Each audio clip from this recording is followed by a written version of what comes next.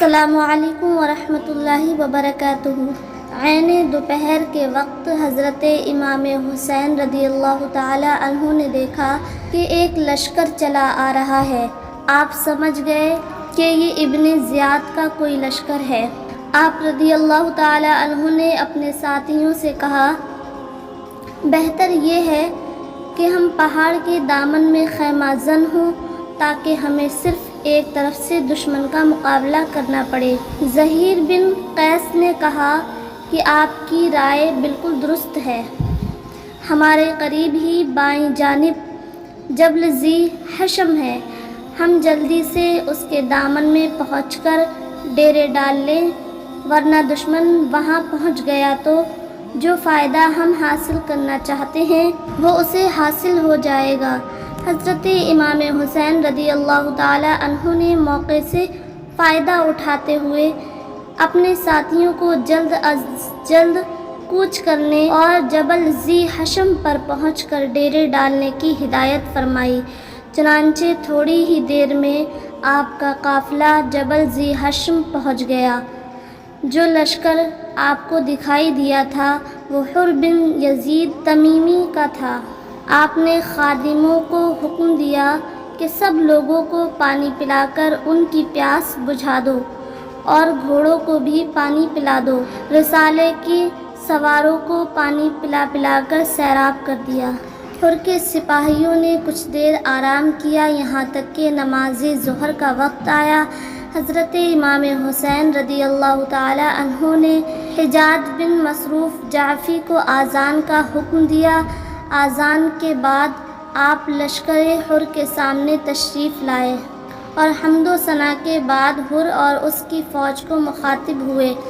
ارشاد فرمایا، اے لوگوں، میں خدائے تعالیٰ کی بارگاہ میں اور تمہارے سامنے اپنی صفائی پیش کرنا چاہتا ہوں کہ میں تمہاری طرف اس وقت تک نہیں آیا جب تک کہ تمہارے خطوط میرے پاس نہیں آئیں گے۔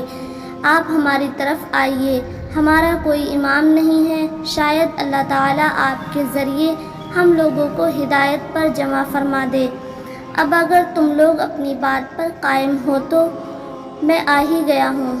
اگر تم عہد و پیمان کر کے مجھے پورا اطمینان دلا دو تو میں تمہارے شہر چلوں، اور اگر تم ایسا نہیں کرتے اور میرا آنا تمہیں ناگوار ہے تو میں جہاں سے آیا ہوں وہیں واپس چلا جاؤں۔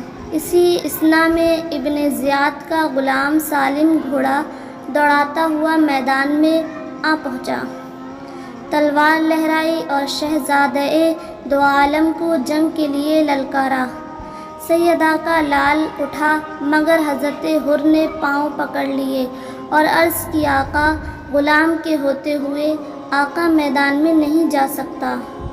مظلوم کربلا نے فرمایا، حر یہ تو ٹھیک ہے مگر میں نہیں چاہتا کہ میری وجہ سے کوئی اپنی جان گنوائے۔ حر نے پھر عرض کی، یا حسین رضی اللہ تعالی عنہ، مجھے اپنی جان پیاری نہیں، ایمان پیارا ہے، اور زندگی عزیز نہیں، دین عزیز ہے، اور اگر دین و ایمان کی خاطر یہ جان جاتی ہے تو جائے، اور اگر ناموس اہل بیت کی حفاظت کے لیے موت آتی ہے تو آئے۔ دشمن جنگ کے لیے للکار رہا ہے، اجازت دیجیے۔ اب یہ سن کر امام عالی مقام نے اجازت دے دی اور فرمایا، حر جاؤ، خدا تمہاری یہ قربانی قبول فرمائے، اور پہلے تو تمہارا نام حر ہے، اور جاؤ، اب تم دوزخ کی آگ سے بھی آزاد ہو جاؤ گے۔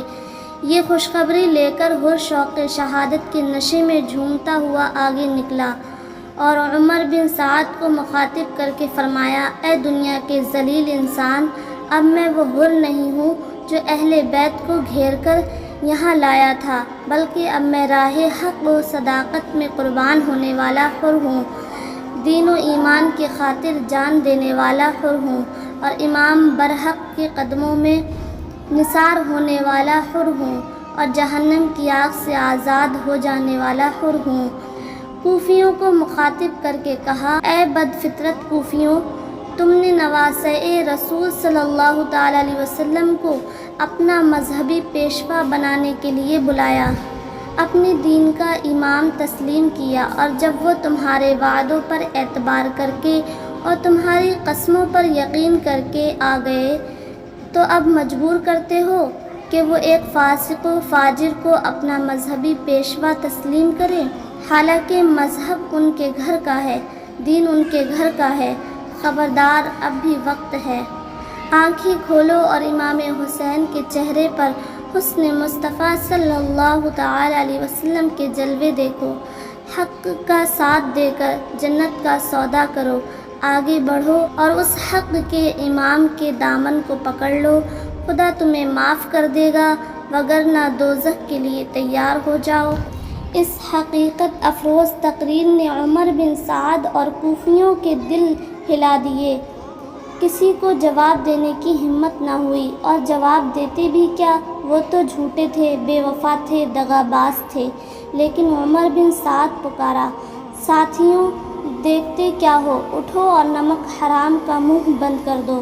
چنانچہ سالم آگے بڑھا، حر جوش میں آ گیا اور للکارا، او ابن زیاد کے غلام، میرا اور تیرا کوئی مقابلہ نہیں۔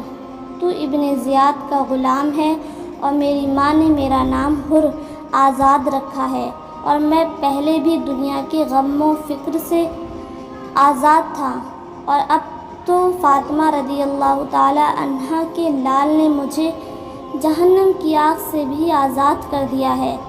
تو ابن زیاد کا غلام ہے، عمر بن سعد کا غلام ہے اور یزید کا غلام ہے، اور میں اب محمد صلی اللہ تعالی علیہ وسلم کا غلام ہوں، علی رضی اللہ تعالی عنہ کا غلام ہوں، اور امام حسین رضی اللہ تعالی عنہ کا غلام